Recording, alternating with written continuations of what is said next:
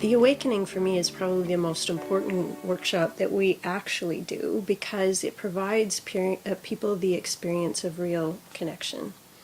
And that experience is where all of our happiness in life actually springs out of. We think that it's going to come from having our life look a certain way. Actually, I had a client come in to private counseling with me the other day, and this client said, and this client started the way that many of my other clients start. I have a great life. I have everything I want. I shouldn't even be here because I feel like I'm so successful and yet I'm not happy. And that is the quandary of the modern life, in my opinion. Happiness actually doesn't come from having a great life. Happiness comes from the experience of belonging, of love and connection, and that's ultimately what the Awakening provides. We really don't do healing work so much as revealing work. That once this kind of human dilemma that everybody's going through is revealed, healing is a natural dynamic that occurs between people. So in the Awakening workshop, in this group experience where people start actually letting people see who they are and what their human dilemmas are, we get a glimpse of the human condition that is so powerful and so blinding, really, that we will never look at other people the same way again. For lack of a better term, we call our work personal growth, but it's really not personal growth. It is personal evolution that is accelerated through real relationship. Real relationship is both the solution and the vehicle and the everything about everything that we do.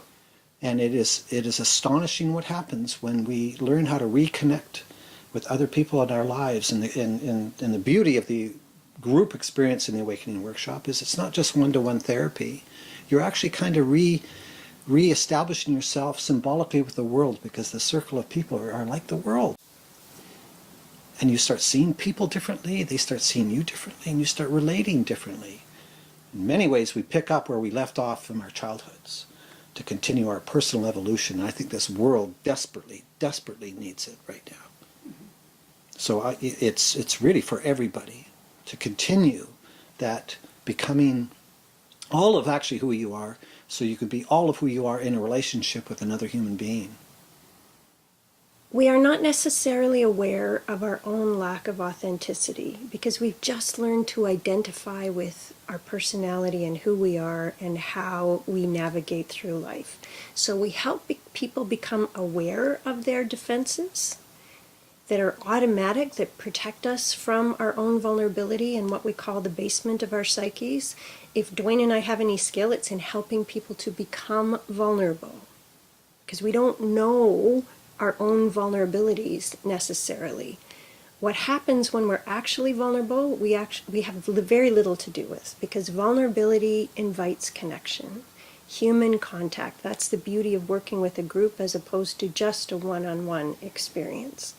That feeling of connection is what corrects how we feel about ourselves. We live in a fragmented world with, if you could imagine, all the world leaders and everybody in the world kind of split into two. And all this strife and conflict and upset, it's like strategic selves all arguing with each other and never really letting themselves be in legitimate relationship with others. And I think that's what we need to do, is come back to be in real human contact, human relationship, and have human caring, not just for self, but for other. And if we don't know other, how can we care for them? If the other is just a strategic personality, and I'm just a strategic personality, there's a divide, and it will be conflictual, and it will be competitive, and it'll be opinionated, and it'll be blaming, as opposed to loving and connective and compassionate. The feeling of connection is something that you can't forget. And it sets your thermostat for a particular experience that you're then going to be able to lean into in your whole life. And that, I think, it sets your compass, you're in the right direction in terms of how it's going to unfold from there. Also, it is very practical. You know, our hope is that when people leave the Awakening Workshop, and typically this is the case, that people go back into their lives, into their families, in their communities, and rather than feeling powerless about how come I'm not getting everything I want from X, Y, and Z, they start taking responsibility for their own state, and they feel actually powerful and realizing how much they are the masters of their own emotional destiny. Most people leave the Awakening Workshop describing their lives before the workshop and who they were after the workshop. And there's a real distinction.